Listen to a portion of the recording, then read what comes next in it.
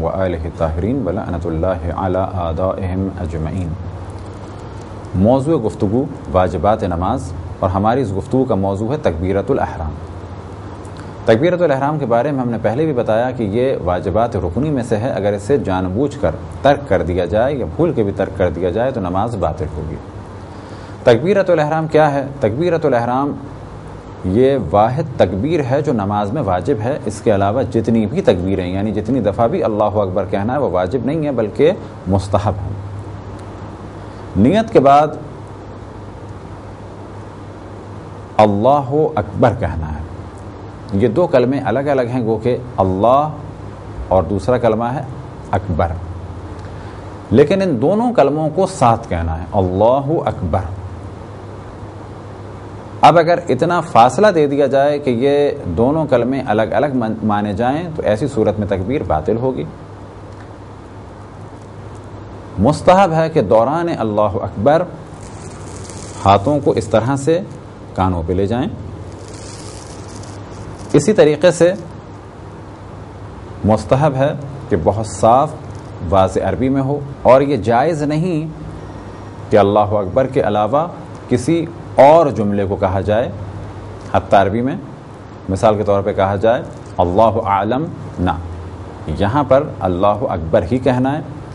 اسی طریقے سے لازم ہے کہ عربی میں کہا جائے، اردو یا انگلش میں نہیں چلے گا کہ اللہ بہت عظیم ہے یا اللہ بہت بڑا ہے۔ یہ جملہ نماز کے لیے کافی نہیں ہوگا، وہ کہ یہ جملہ حق ہے، لیکن نماز کے لیے ضروری ہے کہ اللہ اکبر کہا جائے۔ اس طریقے سے اللہ اکبر کہا جائے تو یہ بھی کافی نہیں ہے بلکہ اللہ اکبر۔ اس جانب بھی توجہ رہے کہ اقامت کے فوراً بعد فرض کریں کہ آپ نے کہا قد قامت الصلاۃ، قد قامت الصلاۃ، اللہ اکبر، تو بعض مراجع فرماتے ہیں کہ احتیاط مستحب ہے، اکثر مراجع احتیاط واجب فرماتے ہیں کہ قد قامت الصلاۃ اللہ اکبر اس طریقے سے نہ کہا جائے بلکہ قد قامت الصلاۃ، قد قامت الصلاۃ۔ اب ایک مختصر سے فاصلے کے بعد اور وقفے کے بعد کہا جائے، مثال کے طور پہ قد قامت الصلاۃ، قد قامت الصلاۃ، اللہ اکبر، مختصر سا فاصلہ دیا جائے۔ اور اگر اس کے فوراً بعد بسم اللہ کہنی ہے، فرض کریں اللہ اکبر بسم اللہ، تو پھر ضروری ہے کہ اللہ اکبر و بسم اللہ الرحمن الرحیم، لیکن بہتر کیا ہے قد قامت الصلاۃ، قد قامت الصلاۃ، مختصر سا فاصلہ دیا اور کہا اللہ اکبر، پھر مختصر سا فاصلہ دیا اور پھر بسم اللہ الرحمن الرحیم۔ لیکن اگر کوئی اللہ اکبر کے فوراً بعد بسم اللہ کہنا چاہے تو رے پر یعنی اللہ اکبر کی رے پر اسے ایک پیش دینا ہوگا یعنی ضمہ دینا ہوگا، اللہ اکبر و بسم اللہ الرحمن الرحیم۔ لیکن پھر ہم توجہ دلائیں کہ بہتر کیا ہے اللہ اکبر بسم اللہ الرحمن الرحیم۔ تکبیرۃ الاحرام میں اس جانب توجہ رہے کہ جب اللہ اکبر کہا جا رہا ہو اس وقت جسم حرکت نہ کرے۔ فرض کریں کہ ہم نے نیت کر لی اور تھوڑا سا اس طرح سے ہلتے ہوئے یا ادھر ادھر دیکھتے ہوئے اللہ اکبر کہا تو یہ اللہ اکبر کہنا کافی نہیں ہے، یعنی تکبیرۃ الاحرام کی شرائط میں سے شرط یہ ہے کہ جسم سکون کے عالم میں ہو۔ اب ممکن ہے کوئی سوال کرے کہ کیا کوئی کام ایسا ہے کہ جو بے سکونی کے عالم میں ہو، تو کہا جائے گا ہاں اذان و اقامت میں بہتر ہے کہ انسان کھڑا ہوا ہو اور سکون کے عالم میں ہے، لیکن اگر اذان و اقامت کے درمیان ادھر ادھر دیکھے یا تھوڑی سی حرکت کرے یا تھوڑا سا حتیٰ چل بھی لے تو اذان و اقامت اس کی باطل نہیں ہے۔ فرض کریں کہ اقامت کے دوران اسے یاد آیا کہ سامنے ایک چیز رکھی ہے یا سجدہ کا کچھ نے صحیح کیا یا تسبیح کو اٹھا کے رکھا، یا اگر قرآن مجید نیچے تھا دوران اقامت اسے یاد آیا، ہم تلاوت قرآن کر رہے تھے، ایک دم سے کھڑے ہوئے اذان دی اور دوران اذان ہماری نگاہ پڑی قرآن مجید پہ تو قرآن مجید ہم نے اٹھایا کسی اور جانب رکھا، تو کیا اذان ہو جائے گی؟ تو کہا جائے گا اذان ہو جائے گی، کیونکہ اذان میں حرکت کرنے سے اذان باطل نہیں ہوتی۔ لیکن تکبیرۃ الاحرام کی شرائط میں سے ایک شرط یہ ہے کہ جب تکبیرۃ الاحرام کہی جائے تو اس وقت جسم سکون کے عالم میں۔ سکون کے عالم سے کیا مراد؟ کہ بالکل اپنے دل کی دھڑکن کو روک لیں اور حرکت کو ختم کر دیں؟ کہا جائے گا نہیں۔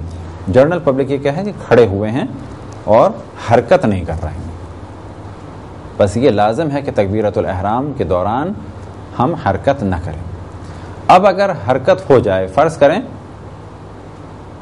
کہ کوئی ٹکر لگ گئی یا یہ کہ ہم اچانک ہل گئے اللہ اکبر کہا اس طرح سے ہلنے کے عالم میں. تو اب یہاں پر جو تاکید کی جاتی ہے اور مراجع الزام فرماتے ہیں کہ احتیاط واجب یہ ہے کہ اب کیا کریں کہ کوئی ایسا کام کریں کہ جو نماز کو باطل کرنے والا ہو. ابھی نماز شروع نہیں ہوئی, ہم نے اللہ اکبر کہا کس عالم میں کہ ہل رہے تھے, تو اب کیا کیا جائے, کوئی ایسا کام کیا جائے کہ جو نماز کو باطل کرتا ہو. مثال کے طور پہ کوئی بات کریں یا اس طرح سے سر کو ذرا ہلا دیں, اب دوبارہ سکون کے عالم میں کھڑے ہوں اور اب کہیں اللہ اکبر. اب ممکن ہے کسی کے ذہن میں یہ سوال آئے کہ تکبیرۃ الاحرام آیا آواز سے کہی جائے یا بغیر آواز کے. تو یاد رکھیں کہ تکبیرۃ الاحرام کو آواز سے کہنا ہے, اور آواز اتنی ہو کہ انسان خود سن سکے, بے شرط یہ کہ اس کے کان صحیح ہوں اور بہت زیادہ شور نہ ہو. اب اگر اس کے کان صحیح نہیں ہیں یا بہت زیادہ شور ہے تو اس کی بس اتنی آواز ہونی چاہیے کہ اگر کان صحیح ہوتے یا کان میں اگر آلہ لگا ہوا ہوتا یا اگر شور نہ ہوتا تو یہ آواز ضرور آتی. بس تکبیرۃ الاحرام اور اسی طریقے سے نماز کی قرأت اور ذکر اتنی آواز سے ہونے چاہیے کہ انسان سن سکے. حتیٰ نماز ظہر اور عصر کے بارے میں بھی اس جانب توجہ رہے کہ نماز ظہر اور عصر کو آہستہ پڑھنا ہے. یہ جو ہمارے یہاں تصور ہے کہ نماز ظہر اور عصر کو لوگ دل میں پڑھتے ہیں, یہ طریقہ صحیح نہیں ہے, بلکہ ہونٹوں میں حرکت ہونی چاہیے, زبان میں حرکت ہونی چاہیے اور بہت ہی کم آواز ہونی چاہیے. اب اگر مثال دی جائے کہ آپ کسی سے کہیں کہ ٹی وی یا ریڈیو کی آواز کو کم کر دو, اس کے معنی یہ ہے کہ آواز ہو لیکن کم ہو. لیکن اگر آپ آواز کو ختم کر دیں تو کہا جائے گا کہ آواز ہی نہیں ہے. بس ظہر اور عصر کی نماز کو آہستہ پڑھنا ہے, نہ یہ کہ آواز ہی نہیں ہو اور دل میں پڑھا جائے. مثال کے طور پہ مغرب اور عشاء کے لیے اگر نماز اور فجر کی نماز ہم پڑھ رہے ہیں تو اس میں سورہ کی آواز بلند ہوگی, لیکن اگر ظہر اور عصر کی نماز ہم پڑھ رہے ہیں تو بالکل آہستہ آہستہ ہم نماز پڑھیں گے. بسم اللہ کے بعد الحمدللہ رب العالمین, ایک مختصر سی آواز ہوگی کہ جس کو ہم سن سکیں, اور ممکن ہے کہ برابر میں بھی کوئی بیٹھا ہو یا کہیں بہت زیادہ خاموشی ہو کہ دوسرا بھی سن سکے. لیکن سوال کیا جائے گا کہ یہ آواز ہماری مغرب اور عشاء کی آواز کے مقابلے میں بہت ہی کم ہے یا نہیں ہے, تو کہا جائے گا ہاں یہ بالکل کم ہے. بس یہ کہا جا سکتا ہے کہ ظہر اور عصر کی نماز کو, یعنی اس میں جو سورہ حمد اور چھوٹا سورہ ہے, بالکل کم آواز سے پڑھنا ہے, نہ یہ کہ آواز ہی نہ ہو. اگر کوئی گونگا ہو یا یہ کہ اس کی زبان میں کوئی پرابلم ہو, فرض کریں کہ کوئی حادثہ ہوا اور زبان ہماری فی الحال نہیں چل رہی ہے, اب اگر ہم بول سکتے ہیں اللہ اکبر تو ہمیں بولنا ہے, اور اگر غلط تلفظ ہو رہا ہے کیونکہ زبان خراب ہو چکی ہے, جیسے کہ خدا نخواستہ کسی کو فالج کا اٹیک ہو جائے اور وہ صاف نہ بول سکے, بالآخر اسے اللہ اکبر کہنا ہے. اور اگر نہ کہہ سکے تو جیسا کہہ سکتا ہے وہ کہنا ہے, اور اگر بالکل کچھ نہ کہہ سکے تو اسے نیت کے لیے دل میں گزارنا ہے ایک دفعہ کیا چیز, اللہ اکبر, یہ دل میں کہنا اسے. اور اس صورت میں بھی ہاتھوں کو بلند کرے, یہ عمل اس کے لیے مستحب ہوگا. تکبیرۃ الاحرام سے پہلے, اور بعض مراجع فرماتے ہیں کہ بعد میں بھی ہو سکتی ہے ایک دعا, لیکن زیادہ بہتر یہ ہے کہ تکبیرۃ الاحرام سے پہلے, یعنی اقامت کے بعد اور تکبیرۃ الاحرام سے پہلے ایک مختصر سی دعا ہے, اس کا پڑھنا مستحب ہے. اور وہ یہ, یا محسن قد اتاک المصیب وقد امرت المحسن ان یتجاوز عن المصیب انت المحسن انا المصیب بحق محمد و آل محمد صلی علی محمد و آل محمد وتجاوز عن قبیح ما تعلم منی.